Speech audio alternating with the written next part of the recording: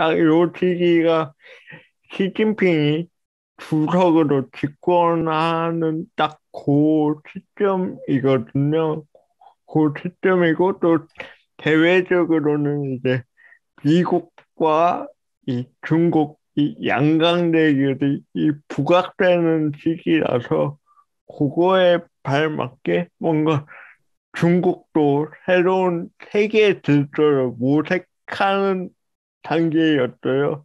그 때문에 그거를 좀 뒷받침하려는 뭔가 역사적 이론을 제시하려다 보니까 이 종본 체제론이 부상한 것 같습니다. 대역죄인이다. 다음으로 역사를 깊이 있게 코너입니다. 오늘은 하치님께서 재미있는 논문을 준비해 주셨습니다. 네, 오늘 제가 5분 특정 논문으로 소개할 논문은 동북아 역사재단에서 발간하는 잡지인 동북아 역사 리포트 2022년 2월 1일 제9호에 쓰인 손정옥 선생님의 중번 해석과 중국 대외 관계 인식입니다. 다음으로 넘기겠습니다. 어, 이 논문의 시작은 2017년 4월 이, 이 미국 대통령 트럼프의 이야기에서부터 시작이 됩니다. 2017년 4월 트럼프는 이 중국 주석 시진핑과 미중 정상회담을 하게 됩니다. 그 과정에서 트럼프는 시진핑이 나에게 한국은 역사적으로 중국의 일부였다고 말했다고 얘기를 하였습니다. 이 말은 한국 언론으로 그대로 보도가 되면서 한국의 여론이 매우 들끓게 되는 계기가 되기도 했습니다. 다음으로 넘기겠습니다. 이와 더불어서 스웨덴의 패러독스 사회로 제작한 빅토리아 3라는 게임의 그 일부 장면에서 조선을 청나라의 일부로 표현하는 지도가 소개가 되었습니다. 이를 본 한국의 게임 유저들이 이 패러독스사에 항의를 한 사례로 있습니다. 이렇게 전통시대 중국과 한국의 관계를 어떻게 규정하느냐에 따라서 이렇게 중국과 한국의 시각이 매우 차이를 보이고 양국 국민들 간의 갈등 양상이 빚어지기도 하는데요. 이런 시각의 원인은 무엇인가를 규명하는 게 이 리포트의 주제라고 할 수 있습니다. 다음으로 넘기겠습니다. 결국 이 문제의 핵심은 중국적 세계 질서를 어떻게 바라보느냐의 문제라고 할 수 있고, 중국이 이를 어떻게 해석을 하고, 이거를 세계적으로 어떻게 드러내느냐의 문제라고 할 수 있는데, 기존의 중국적 세계 질서를 설명하는 이론은 조공체제론이 있습니다. 조공체제론은 1970년대 존 페어뱅크라는 미국 동양사학자에 의해서 이론화가 되었습니다. 이 이론은 서구의 조약체제와는 다른 국제 질서라는 것을 강조하는 이론이었는데요.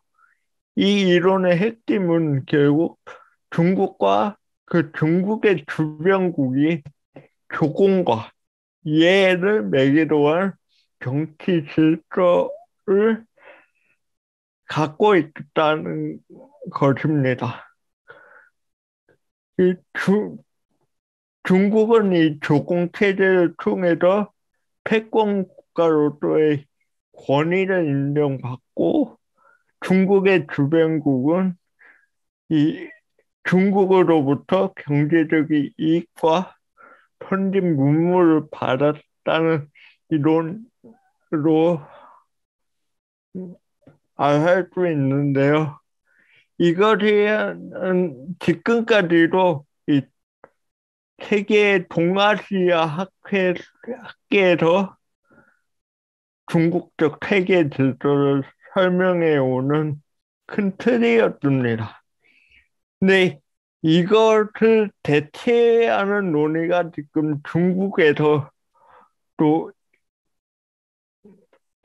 새롭게 부상하고 있는데요. 그것이 종번체제론이라는 겁니다.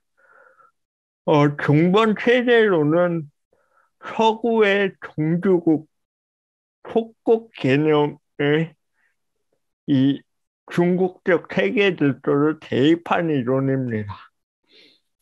이 종번체제론은 원래 19세기 때부터 이야기가 되어 온 이론이었지만 2000년대까지도 이 중국 학계에서는 종번체제에 대해서 상당히 비판적인 시각을 갖고 있었습니다. 왜냐하면 이 종주국 속국의 개념은 서구 식민주의의 담론이기 때문에 이거를 평화와 호혜적인 이익을 바탕으로 한 그 중국적인 세계 질서와는 안 맞는다는 게 이 기존 중국 학자들의 주장이었습니다. 근데 2010년 이후부터 이 종번 체제가 다시 등장하기 시작합니다. 그래서 대표적인 연구가 이 프롱옌센의 동아시아를 발견하다라는 논문과 책과 이 왕이안충의 Remaking the Chinese Empire, Manchu-Korean Relations이라는 이 연구소인데요. 여기서 말하는 종번 이론은 그 중국과 주변국 간의 국제 질서의 위계성과 명분론을 강조를 하고 있습니다. 그러면서 이 중국의 강압적이고 무력적인 자세를 정당화할 수 있는 개념을 위험성을 또 안고 있다는 게 특징입니다. 그래서 이렇게 최근에 그 종번 체제가 부상한다는 것을 얘기를 하면서 이제 저자는 이 두 가지 이론을 설명하면서 종번 이론이 국제질서의 위계성을 강조하고 명분론을 강조한다고 주장하면서 이 이론이 중국의 강압적이고 무력적인 자세를 정당화할 수 있는 위험성을 갖고 있다고 보고 있습니다. 다음으로 넘어가겠습니다. 결론적으로 저자는 2019년 중국 역사 교과서 중의 역사 강요에서 중번 체제를 두 차례 언급했다는 것을 말하면서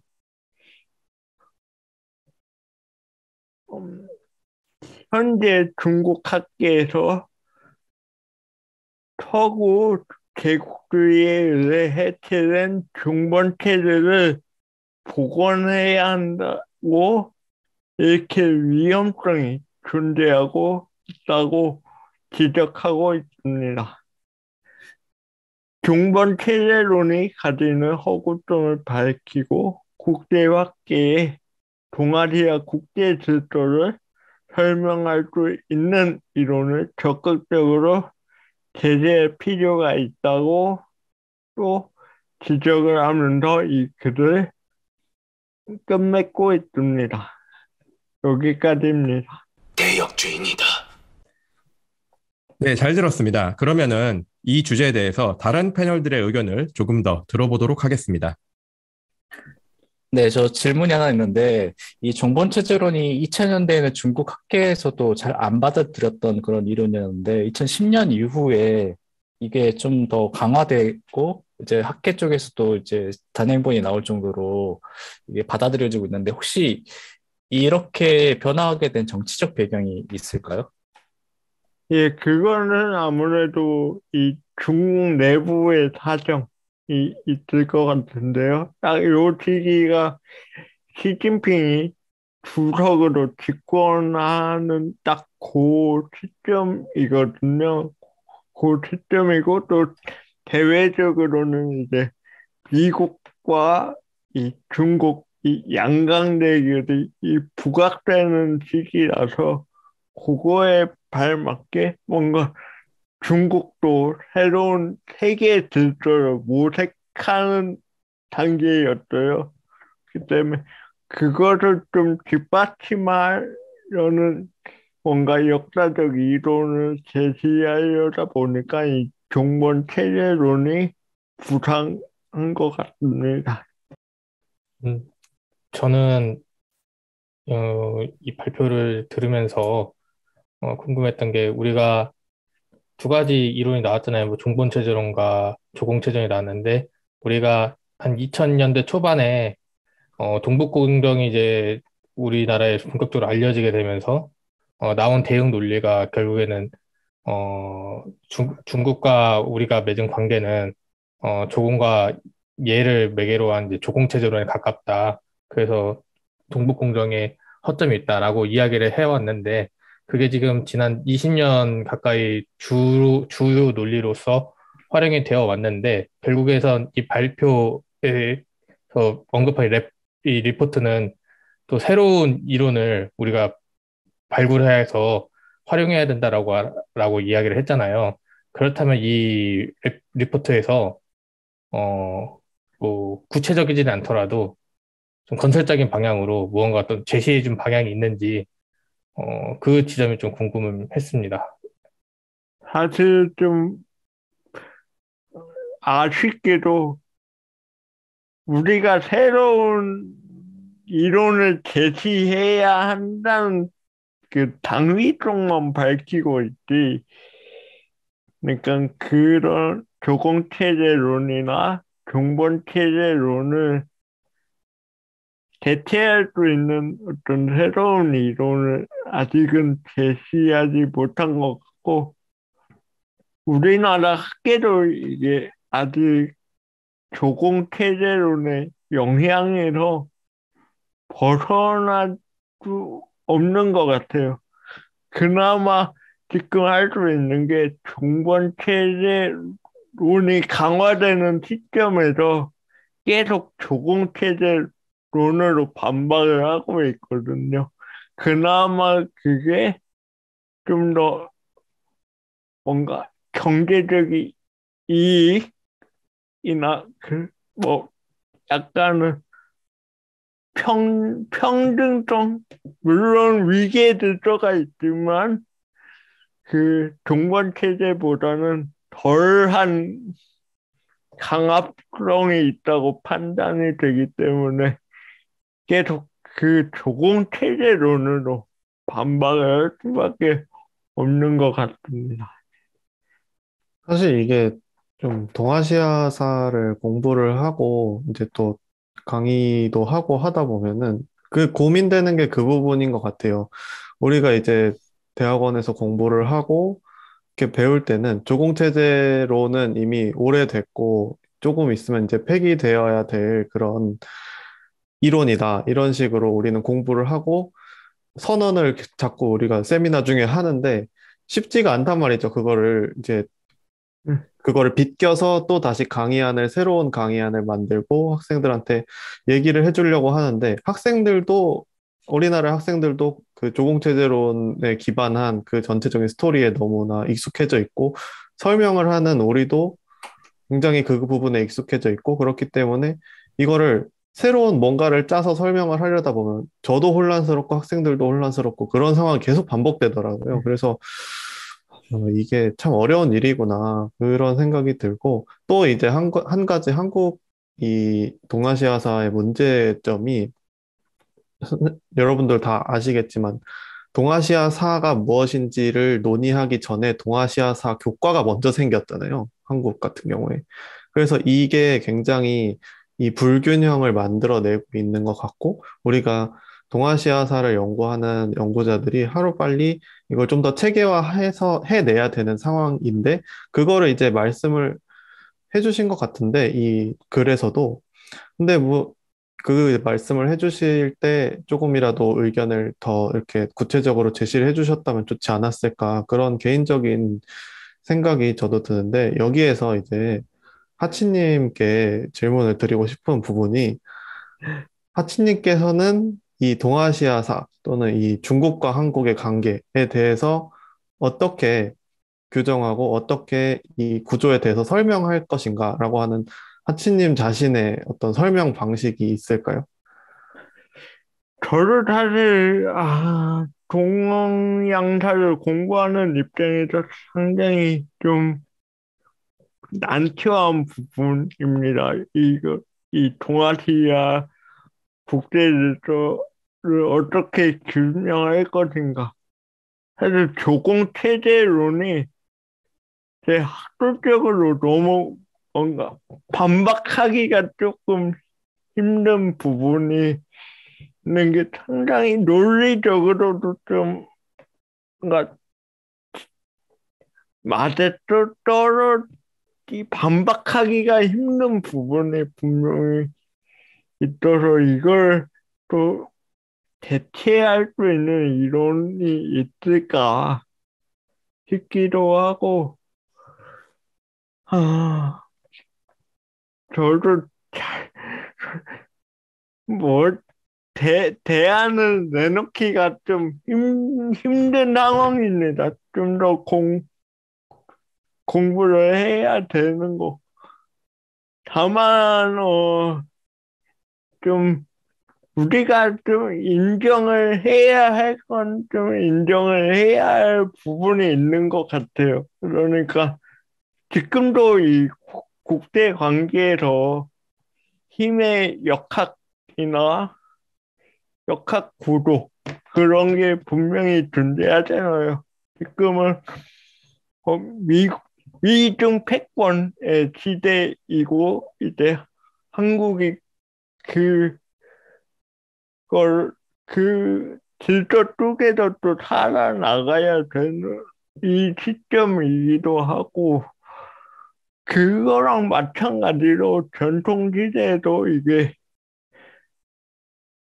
동아시아의 이제 어쨌든 중심적인 무대가 되는 건 중국 지역 중화 왕조였잖아요. 그 중심으로 이루어진 건 맞고 다만 그것이 어 한국인들 입장에서 생각했을 때 그렇게 자존심이 꺾일 일은 아니라고 생각하기 하고 싶어요. 어쨌든 독립적인 중국과는 구별되는 독립적인 왕조를 또 계속 구성해 왔고 또 나름의 문화를 지켜왔고 그러니까 지금도 뭐 한류 열풍을 우리가 주도하고 있잖아요. 그러니까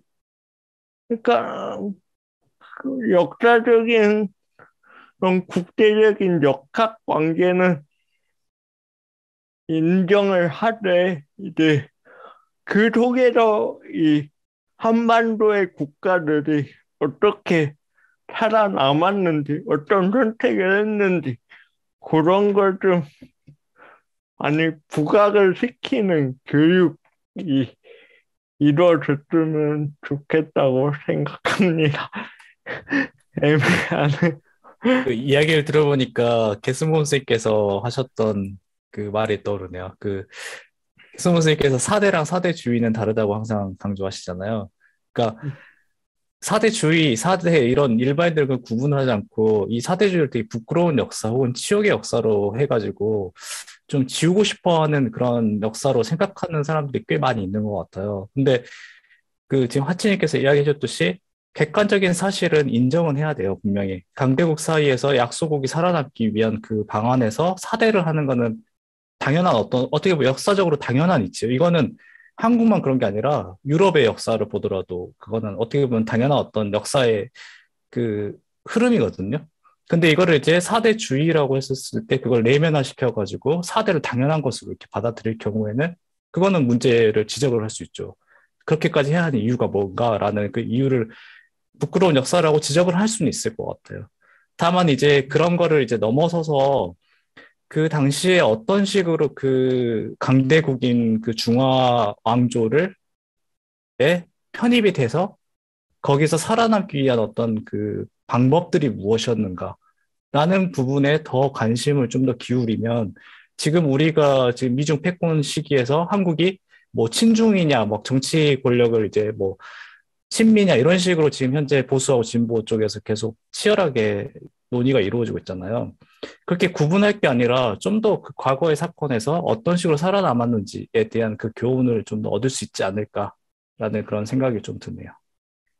네, 그러면은 여기까지 하도록 할까요? 네, 뭐 요새 뭐 여러 가지 대선 시즌도 맞아가지고 뭐 반중 논란이니 친중 논란이니가 많이 되고 있는데 여러 가지 생각이 많이 들게 되는 주제였던 것 같습니다. 네, 그럼 오늘 여기까지 하겠습니다. 지금까지 역사를 깊이 있게 코너였습니다. 다음 시간에도 재미있는 내용으로 찾아뵙겠습니다.